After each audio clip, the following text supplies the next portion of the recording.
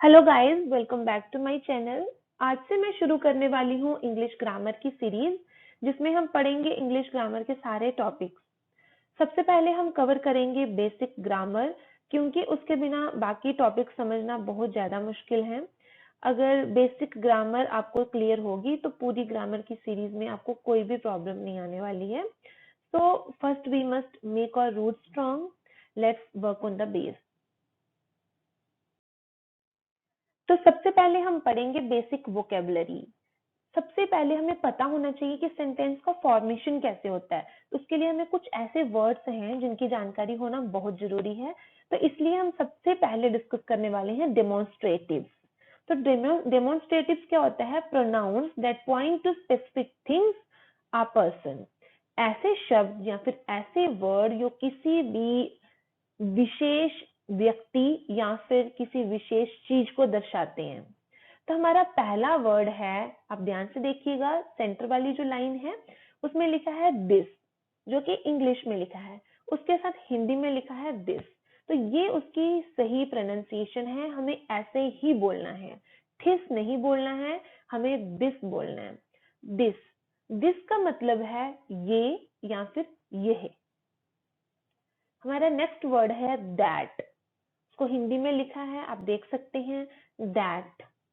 That को बोलते हैं वो या फिर वह। और दिस और दैट, ये दो ऐसे शब्द हैं जो हम सिर्फ और सिर्फ एक व्यक्ति के लिए यूज करते हैं या फिर किसी एक वस्तु के लिए, किसी एक के लिए। सिंगुलर का मतलब है एक। हमारा तीसरा वर्ड है दीज। दीज दीज को भी हम बोलते हैं ये। डिफरेंस ये है कि दीज हम प्लूरल के लिए यूज करते हैं। प्लूरल मतलब दो या दो से ज्यादा, दो या दो से अधिक जब लोग हैं या फिर लोग के अलावा या फिर कोई वस्तु है, कोई भी चीज है, उसके लिए आप जो दो से ज्यादा होंगी उसके लिए आप दीज बोलेंगे। The fourth one is those. Those ज की आवाज आएगी और दोज को बोलेंगे वे। और ये भी हमारा प्लूरल है, मतलब दो या दो लोगों के लिए हम इसको बोलेंगे। अब एक चीज आप ध्यान से देखिए, दिस पहला वाला और दीज तीसरा वाला, ये दोनों लगभग ये ही हैं। ये इन दोनों का मतलब ये होता है, पर इनके बीच का अंतर ये है कि पहला वाला हम किसी एक वस्तु या किसी एक प्राणी के लिए यूज करते हैं, जो दूसरा वाला है वो हम दो या दो से ज्यादा के लिए। Same second one and fourth one, दूसरा और चौथा वाला में उसमें क्या है कि हम पहला वाला जो है वो सिंगुलर के लिए यूज करते हैं, एक के लिए, और फोर्थ वन हम दो या दो से अधिक के लिए यूज करते हैं, मतलब दोनों का सेम है, वो या वे। ठीक है।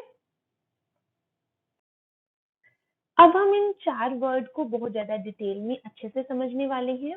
ये है कि जैसे कि मैंने आपको पहले स्लाइड में बताया, दिस और दैट हम बोलते हैं किसी एक चीज के लिए, किसी एक चीज के लिए। और दीज और दोज हम बोलते हैं किन्हीं भी दो चीजों के लिए, दो से अधिक के लिए। ठीक है। और दूसरी चीज है नियर। नियर मतलब अगर कोई चीज आपके पास में है तो आप बोलेंगे दिस या फिर दीज। कोई चीज आपके पास है और वो एक है तो आप बोलेंगे दिस। कोई चीज अगर आपके पास है और वो दो या दो से अधिक है तो आप बोलेंगे दीज। अगर कोई व्यक्ति या फिर कोई वस्तु आपसे दूर खड़ी है और वो एक है, आप बोलेंगे दैट। या फिर कोई वस्तु जो आपसे दूर ही है पर वो दो या दो से अधिक है तो आप बोलेंगे दोज।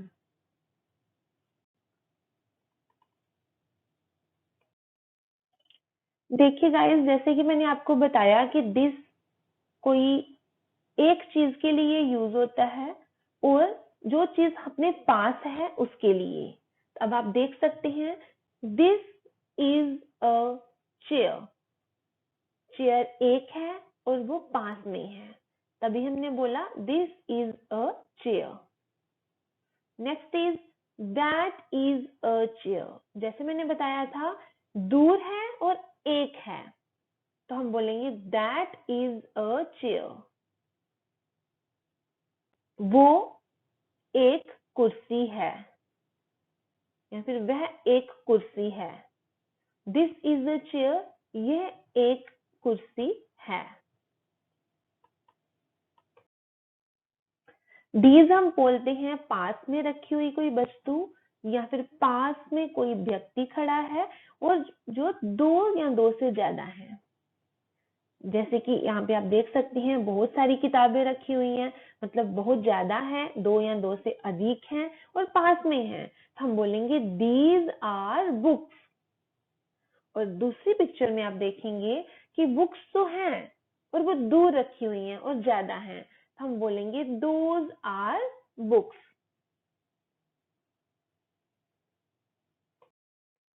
अब नेक्स्ट हम दिस, दैट, दीज, दोज का कहाँ यूज करते हैं, वो है डेमोन्स्ट्रेटिव एडजेक्टिव्स जिसे हम बोलते हैं। मतलब जहां भी दिस, दैट, दीज, दोज आएगा, उसके बिल्कुल नेक्स्ट वाला वर्ड हमारा नाउन होगा। अब नाउन क्या होता है?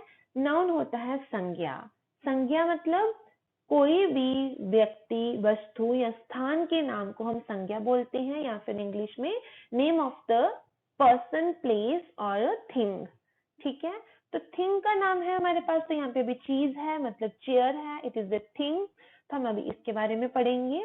तो अगर दिस के साथ हमारा कोई नाउन है, मतलब कोई चीज का नाम है, तो उसको हम बोलेंगे डेमोन्स्ट्रेटिव एडजेक्टिव्स। जैसे कि हमारी पिक्चर में है, this chair is small. Chair पास में रखी है, हम दिस बोल रहे हैं, और एक है तो हम इसीलिए इसको दिस बोल रहे हैं। दिस चेयर इज स्मॉल, ये कुर्सी छोटी है। दूसरे में आ जाइए, these chairs are small. These मतलब पास में है और दो हैं, इसलिए चेयर्स लिख रहे हैं। और जब दो या दो से अधिक वर्ड हैं तो हम उसको आर बोलेंगे, हम इज नहीं बोलेंगे। ठीक है, this chair is small, these chairs are small. जब दिस, दैट, दीज, दोज के साथ कोई भी संज्ञा आती है, उसे हम बोलते हैं डेमोन्स्ट्रेटिव एडजेक्टिव। नेक्स्ट हम डेमोन्स्ट्रेटिव्स का यूज करते हैं जब कोई चीज आपके हाथ में है, आपके पास रखी है, आपके पास खड़ी है, तब उनका नाम बोल के नहीं, बस उनको पॉइंट करके, उनकी ओर दिखाते हुए। जैसे कि मेरे हाथ में अगर आइसक्रीम है तो मैं किसी को बोलूंगी आई ईट दिस, मैं ये खाती हूँ। आई ईट दिस, मतलब जो दिस है वो मेरे हाथ में है, वो मेरे पास है। ठीक है, अगर मेरे पास बहुत सारी चॉकलेट्स हैं, मतलब ज्यादा है, दो या दो से ज्यादा है, तो मैं किसी को उनको दिखाते हुए बोलूंगी आई ईट दीज, मैं ये खाती हूँ। मतलब मेरे पास ये ज्यादा चॉकलेट्स हैं और मैं ये सब खाती हूँ। ठीक है, तो इस तरह से आप बताएंगे।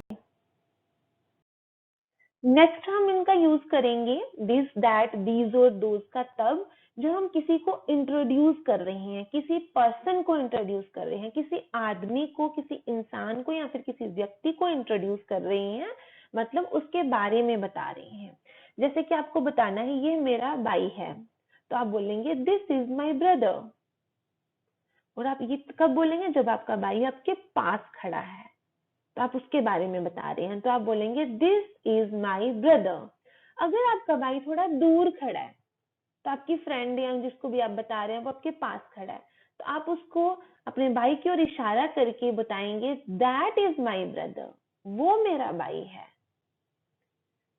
वैसे ही next, these are my siblings. आपके पास में आपके 3-4 भाई बहन हैं या 2 भाई बहन हैं, तो आप बताएंगे these are my siblings. Siblings का मतलब होता है रियल भाई बहन। सगे जो भाई बहन होते हैं उन्हें हम सिबलिंग्स बोलते हैं। जो चचेरे ममेरे या मामा जी के होते हैं उनको हम कजन्स बोलते हैं। तो आपके रियल जो भाई बहन हैं वो आपके पास खड़े हैं, मतलब 2 या 2 से ज्यादा हैं, तो आप बताएंगे दीज आर माई सिबलिंग्स। पर अगर वही सिबलिंग दूर खड़े हैं तो आप बोलेंगे those are my siblings. Next is while introducing something। आप this, that, these और those का तब भी इस्तेमाल करते हैं जब आप किसी चीज के बारे में बताते हैं। अगर आपको किसी को बताना है कि ये मेरा कमरा है तो आप बोलेंगे this is my room, क्योंकि कमरा तो सामने है, साथ है, पास में है, आप कमरे के बिल्कुल पास खड़े हैं तो आप बोलेंगे this is my room। अगर वही रूम थोड़ा दूर है तो आप पॉइंट करके उसको उंगली से दिखा के बोलेंगे दैट इज माई रूम, वो मेरा कमरा है। वैसे ही अगर आपको ज्यादा चीज दिखानी है, मतलब आपके पास बहुत सारे बैग हैं और आप उन बैग के पास खड़े हैं तो आप बोलेंगे दीज आर माई बैग्स। और अगर वही बैग दूर हैं, आप दूर से किसी को दिखा रहे हैं तो आप बोलेंगे those are my bags. Are इसीलिए लिखेंगे क्योंकि बैग्स है, एक से ज्यादा हैं इसीलिए हम बैग्स लिख रहे हैं और बैग्स के साथ हम आर लिखेंगे क्योंकि वो ज्यादा है। अब नेक्स्ट है हमारा पर्सनल प्रोनाउंस। पर्सनल प्रोनाउंस ये भी कुछ ऐसे वर्ड्स हैं जिनके बारे में आपको पता होना बहुत जरूरी है कोई भी सेंटेंस फॉर्मेशन के लिए। जैसे कि हमारा फर्स्ट वन है आई। आई तो आप बचपन से पढ़ते आ रहे हैं, ABCD में जब अल्फाबेट्स को आप पढ़ते हैं तो उसमें एक होता है अल्फाबेट, एक लेटर आई। तो आई का मतलब होता है मैं, ठीक है, हम अपने बारे में करते हैं, ठीक है। तो आई हमेशा फर्स्ट पर्सन हुआ। फर्स्ट पर्सन मतलब पहला इंसान जो बोल रहा है, एक, वो मैं हूं। और अगर मैं किसी दूसरे से बात कर रही हूँ तो वो सेकंड पर्सन है, वो दूसरा आदमी है। मैं पहला और जिससे बात हो रही है वो दूसरा, और जिसके बारे में बात की जाती है वो तीसरा, उसे हम थर्ड पर्सन बोलते हैं। पहला जो बात करता है, जिससे बात की जाती है वो दूसरा, और जिसके बारे में बात की जाती है वो थर्ड पर्सन, वो तीसरा। तो आई है पहला, फर्स्ट पर्सन मतलब मैं है तो मतलब मैं अकेली हूँ, अकेली हूँ तो हम इसको बोलेंगे singular.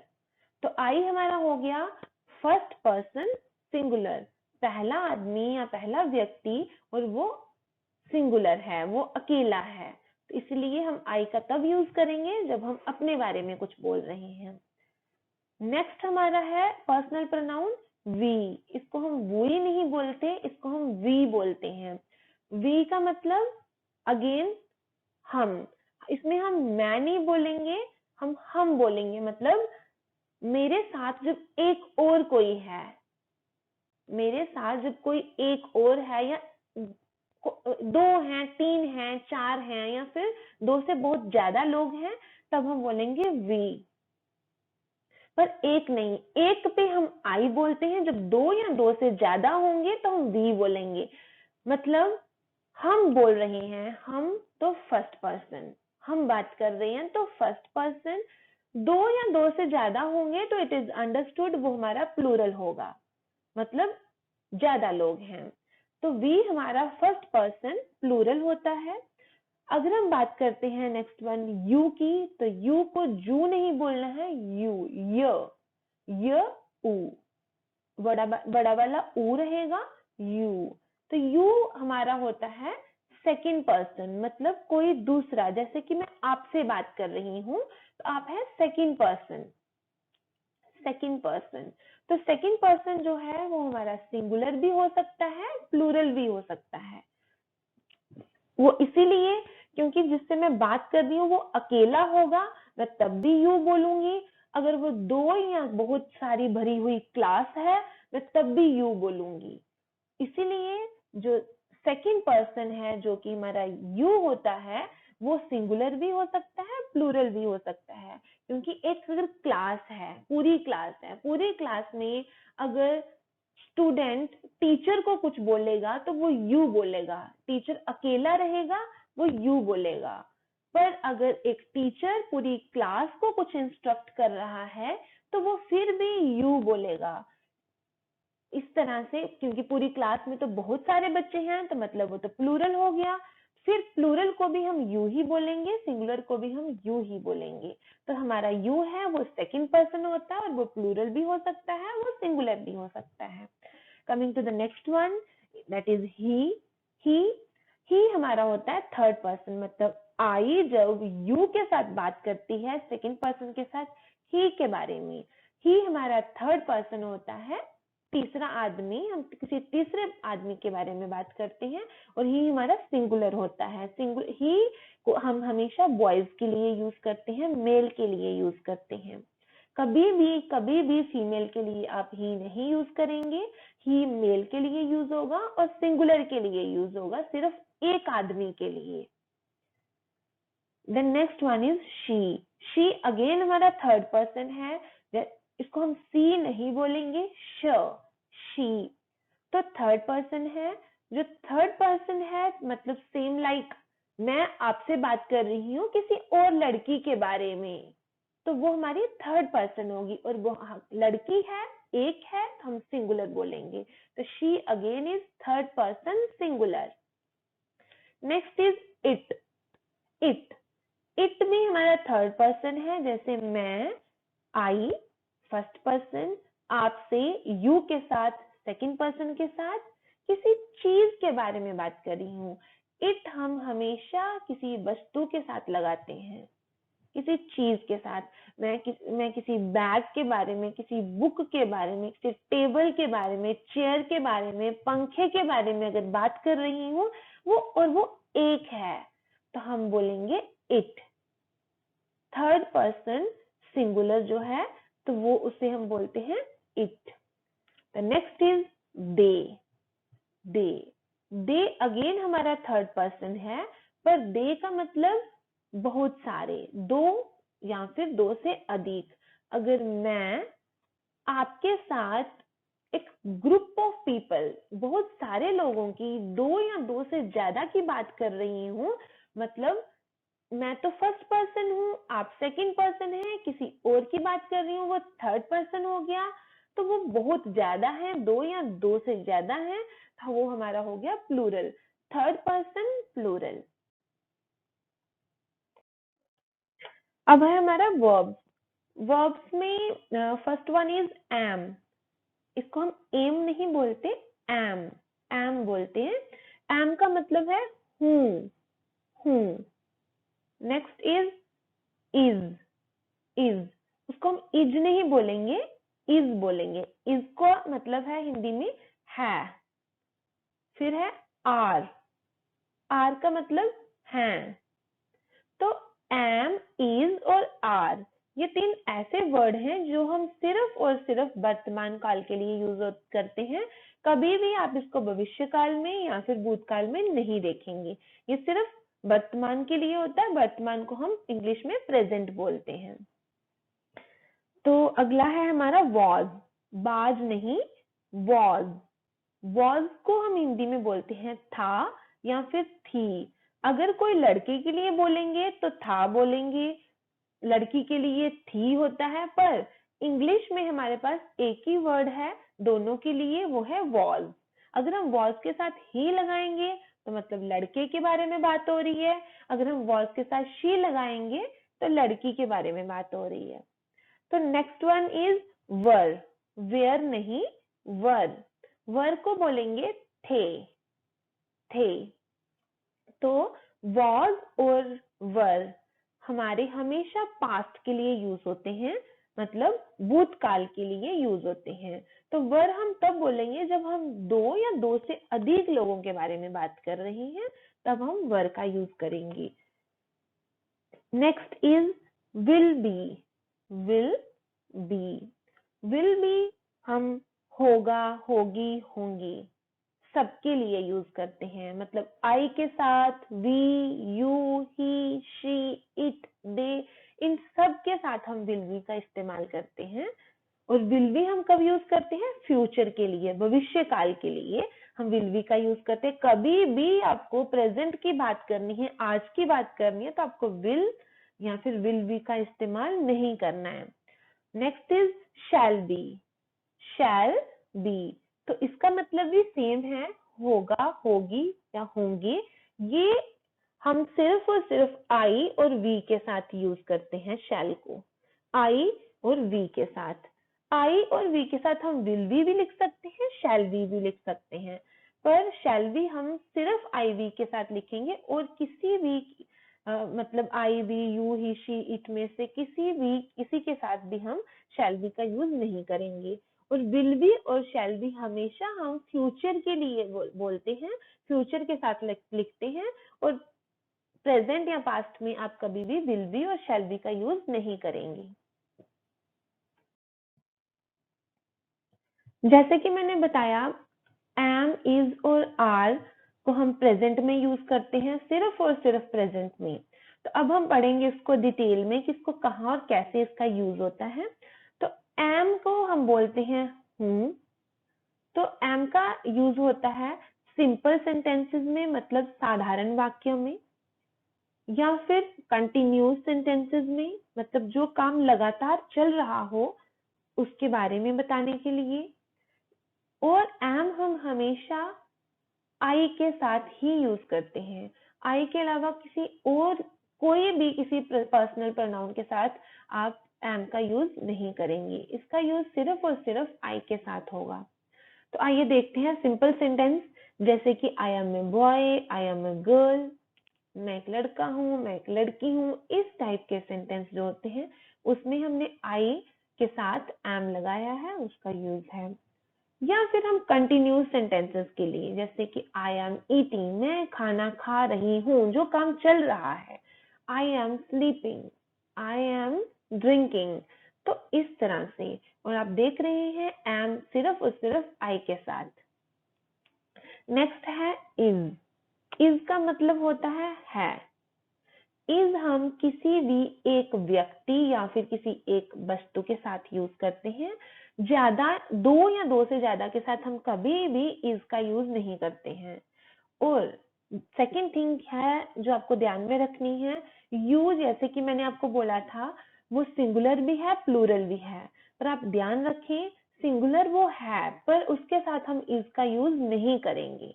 This is the rule. आपको कभी भी यू के साथ इज नहीं लिखना है। इज हमेशा किसी एक व्यक्ति या वस्तु के साथ आएगा, वो है ही शी इट। सिर्फ ही शी इट के साथ ही आप इसको यूज करेंगे। जैसे she is Priya, he is Aman. Continues में बात करेंगे तो Priya is eating, Aman is sleeping. Next है आर। आर का मतलब है हैं मतलब अंडरस्टूड है, दो या दो से ज्यादा लोग हैं। तो एक से ज्यादा व्यक्ति या फिर वस्तु के साथ आप आर का यूज करेंगे, और यू के साथ भी आप आर लिखेंगे। अगर एक व्यक्ति है तब भी आप यू के साथ आर लगाएंगे, अगर दो या दो से अधिक है तब भी आप यू के साथ आर लगाएंगे। यू के साथ कभी भी आप इज का यूज नहीं करेंगे, हमेशा आर का करेंगे, चाहे आप किसी एक व्यक्ति से बात कर रहे हैं या दो से या तीन से या ज्यादा से। ठीक है, जैसे कि दे आर वेरी हैप्पी, तो आर हमारा यूज हो रहा है ज्यादा लोगों के साथ। They are very happy, you are very happy, या फिर वी आर इन दिल्ली, हम दिल्ली में हैं। दे आर वेरी हैप्पी, वो बहुत खुश हैं। यू आर हैप्पी, तुम खुश हो, या फिर ज्यादा हैं तो आप खुश हैं। वॉज और वर। वॉज और वर को हम यूज करते हैं पास्ट में, मतलब भूतकाल के लिए। तो जैसे कि मैंने बताया था, वॉज को था बोलते हैं, वर को थे बोलते हैं। तो अब हम इसको पढ़ेंगे डिटेल में। तो आप प्लीज ये ध्यान रखिएगा, यू हमारा सिंगुलर भी है प्लूरल भी है, पर हम कभी भी सिंगुलर वाले वर्ब्स यू के साथ नहीं लगाएंगे। हम यू के साथ हमेशा प्लूरल वाले वर्ब्स लगाएंगे, चाहे वो एक है, चाहे दो है, चाहे उससे ज्यादा है। यू के साथ हमेशा प्लूरल वाले वर्ब्स रहेंगे, चाहे वो सिंगुलर है चाहे नहीं है। तो अब हम पढ़ेंगे, वॉज को हम बोलते हैं हिंदी में था। तो किसी एक व्यक्ति या फिर वस्तु के साथ हम वॉज का यूज करते हैं, मतलब आई, ही, शी, इट के साथ हम वॉज का यूज करेंगे। यू के साथ हम फिर से नहीं करेंगे क्योंकि ये सिंगुलर है, क्योंकि वॉज हम सिंगुलर के साथ यूज करते हैं किसी एक के साथ। तो यू मैंने जैसे कि बताया आपको प्लूरल के साथ ही, प्लूरल वाला ही आपको बोलना है हमेशा। तो आई के साथ हमने पहले एम का यूज किया था प्रेजेंट में, पर अब आप एम नहीं बोलेंगे, अब आप वॉज बोलेंगे। ही, शी, इट के साथ भी was, like I was in the class, मैं क्लास में था या फिर मैं कक्षा में था। शी के साथ she was dancing, she was dancing, वो नाच रही थी। He was writing, he was writing, वो लिख रहा था। या फिर हम बोलेंगे अगर इट के साथ बोलना हो, इट वॉज फ्लाइंग, मतलब कोई बर्ड है, बर्ड के लिए आप इट यूज करेंगे, तो उसको आप बोलेंगे इट वॉज फ्लाइंग, वो उड़ रहा था, या फिर बर्ड वॉज फ्लाइंग। ठीक है। तो नेक्स्ट है हमारा वर, जिसे कि मैंने पहले भी बताया था, आपको वेयर नहीं बोलना है, आपको वर बोलना है। वर का मतलब है थे। तो एक से ज्यादा व्यक्ति या वस्तु के साथ आप वर का यूज करेंगे और इसको यू के साथ भी यूज करेंगे। तो अब किस किस के साथ? यू, वी और दे के साथ आप वर का यूज करेंगे। जैसे दे वर वेरी हैप्पी, वह बहुत खुश थे। यू वर हैप्पी, तुम खुश थे। या फिर